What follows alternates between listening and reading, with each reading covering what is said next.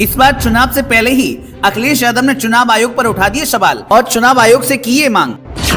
अखिलेश यादव की मांग सुनने के बाद सियासी गलियारों में होने लगी हलचल। सत्ताधारियों के निशाने पर सपा सुप्रीमो। अखिलेश यादव ने फिर से दोहराई पुरानी मांग, जनता का हवाला देते हुए कही ऐसी बात कि सब रह गए हैरान। देखिए अखिलेश यादव ने किस पुरानी मांग को फिर से दोहराया। अखिलेश के बयान के बाद सत्ताधारी भी हैं हैरान। समाजवादी पार्टी के प्रमुख अखिलेश यादव ने शनिवार को चुनावों में मतपत्रों के इस्तेमाल की वकालत की।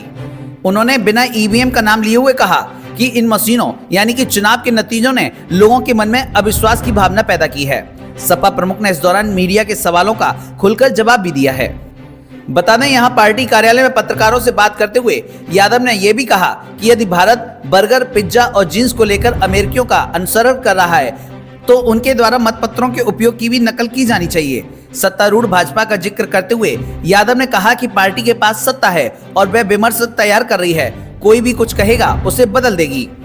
उन्होंने आगे कहा कि मैंने कई बार कहा था कि हम प्रौद्योगिकी को समझते हैं और हम नई तकनीक के साथ खड़े हुए हैं। इस उत्तर प्रदेश में सपा सरकार ने सबसे ज्यादा लैपटॉप बांटे थे।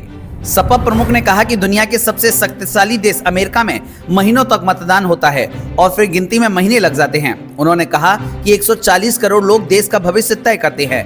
आप 3 घंटे में नतीजे क्यों चाहते हैं? 1 महीने तक गिनती क्यों नहीं होनी चाहिए? उन्होंने कहा कि आज हम हर क्षेत्र में अमेरिका का अनुसरण कर रहे हैं, चाहे वह बर्गर, पिज्जा या फिर जींस हो। फिर हमें उनके द्वारा मतपत्रों के इस्तेमाल की भी नकल करनी चाहिए। यादव ने कहा कि जब हाल में उत्तराखंड के एक सुरंग में बचाव अभियान के दौरान अमेरिकी मशीनें विफल हो गईं, तो देश के युवाओं ने लोगों को जान बचाने में कामयाबी हासिल की।